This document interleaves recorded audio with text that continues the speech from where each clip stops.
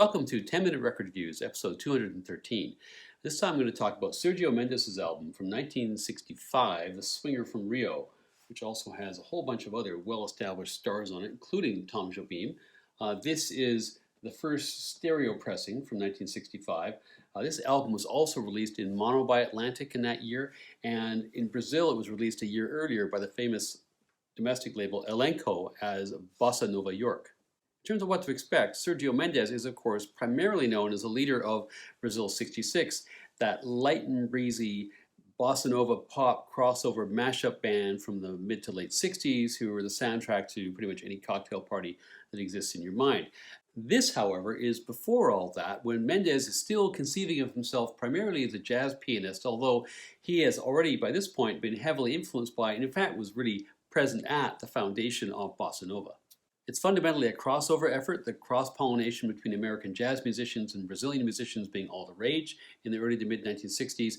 It has three well-known American jazz players guesting on this, but all crucially on different tracks, which gives the album effectively three different voices.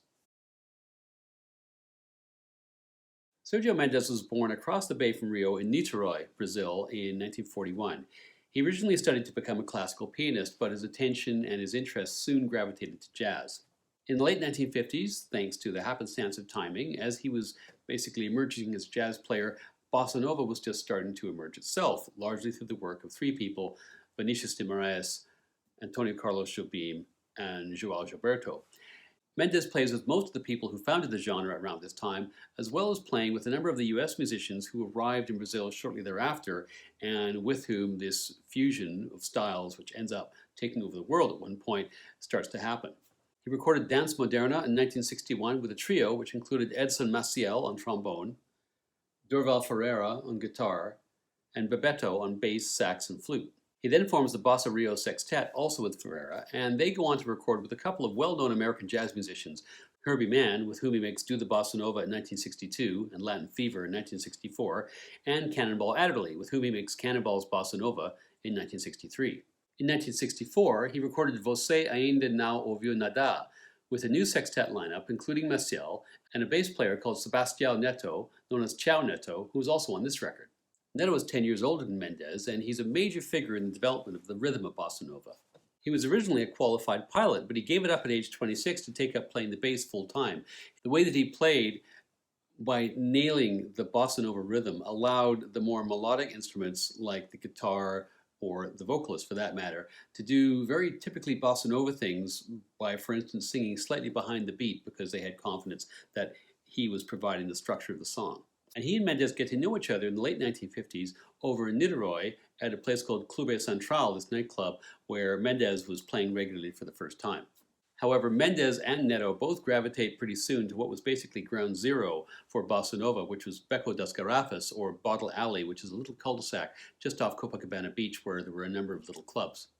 Neto ends up joining a group called Bossa Tres in 1961, but they don't stick around in Rio for too long, because in 62, of course, Stan Getz and Charlie Bird have this album Jazz Samba. The bossa nova craze just starts to take off in New York and elsewhere in the Western world, and they locate to New York and basically are in residence for a couple of years.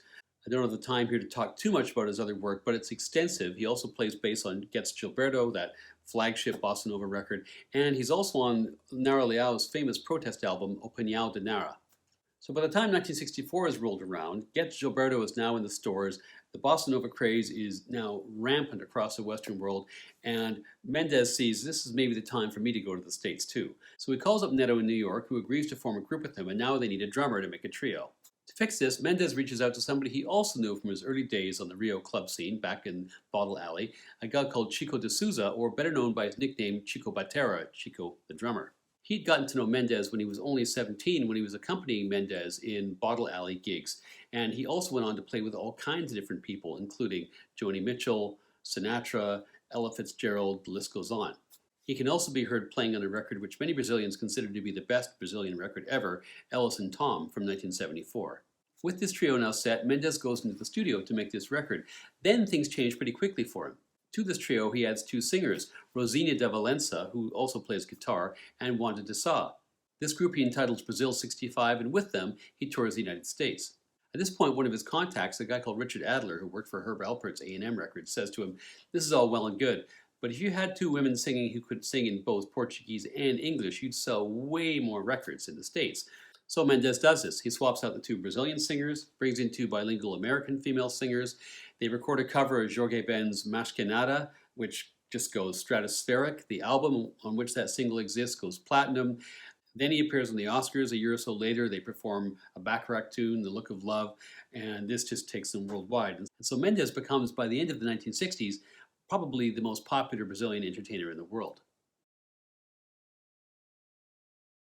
This record is recorded December 7th, 8th, and 9th, 1964 at Atlantic Studios in New York. The producer is the co-owner of the label, Nasui Erdogan, and Tom Dowd is the engineer. The trio is all here: Sergio Mendes on piano, Tiao Neto on bass, and Chico Botera on drums, but it's the additions that make this record a little more special.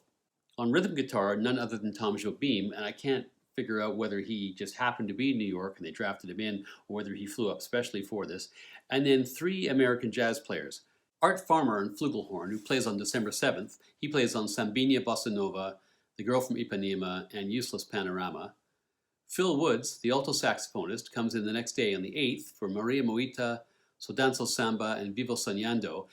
Woods, of course, has a fairly extensive recorded catalog as a leader of jazz combos, but the work that you may know him best for is actually, of all things, the sax solo on Billy Joel's Just the Way You Are.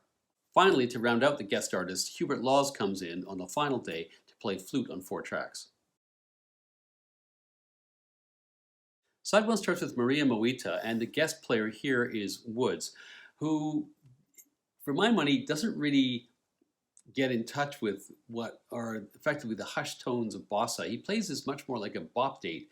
I have similar reservations about Sambinha Bossa Nova, the next track. Here the guest player is Art Farmer on flugelhorn. He does really well, I think, but I'm left wondering whether the instrument itself actually translates to the bossa nova idiom. The third track is Batida Differente, and this features Hubert Laws on flute. I think he's terrific.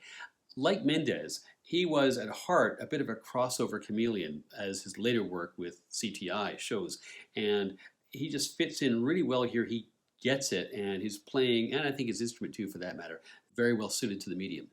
Woods is back in for the next track, So Dancelo Samba, which of course was a track which Getz and Gilberto did on their famous album. And so a comparison here is inevitable whether you like it or not. This version is much busier. I gotta say I prefer Getz's tenor to Woods' alto, but Woods does better here, I think, than he did in the first track. Pau Brazil is next, and this is the first original on the record by Mendes. Mendes, I think throughout his career, was always more influenced by and attracted to Western pop than I think Jobim was, and this shows up a little bit. As I say, it's just a different sensibility. The final track on side 1, The Girl from Ipanema, doesn't need a heck of a lot of introduction. This is a bit of a distinct interpretation, but it's still faithful, I think, to the composition, and having the composer himself on guitar probably helps. The first track on side 2, Useless Panorama, is absolutely lovely, and finally, after being a bit buried, we now have Jobim on guitar, fairly high in the mix. Vivo Soñando provides another comparison point with the Get Gilberto record. Woods' alto here just kind of sounds reedy and thin relative to Getz's much more buttery accompaniment. Primavera is next, which is a Carlos Lara composition. He had a very distinct compositional style, and Laws' flute complements that very nicely, I think. The next track is Baden Powell's Consolação, which is played pretty much as a straight-up hard bop track. Coming to the last track, we now arrive at the song which I think is the reason to buy this record, which is a shimmeringly beautiful version of Jobim's song Favela. This is a crossover record which attempts to replicate the formula which had been so successfully employed by Stan Getz and others. The results here are hit and miss. Mendes, who is the leader but much lower in profile than some of the other people playing here, is pretty good all the way through, but the story really revolves around his sidemen. Laws is brilliant whenever he turns up on the record. His interplay with Jobim in particular was excellent. Farmer's playing is pretty good too, but again, I'm left wondering whether his horn really works with these tunes. Woods, unfortunately, continually invites comparisons with Getz, who was really born for this role. I think if you're going to mix alto and bossa nova, your drug of choice should be Paul Desmond. Still, most of the songs on here are pretty darn good. There are some versions of Jobim tunes which are up there with some of the better versions ever recorded, and I would say Favela is probably the best version of that tune and reason alone to pick up this record. As an outing, it's flawed perhaps, but it still belongs in any serious bossa nova collection, and I would give it 4 out of 5 stars.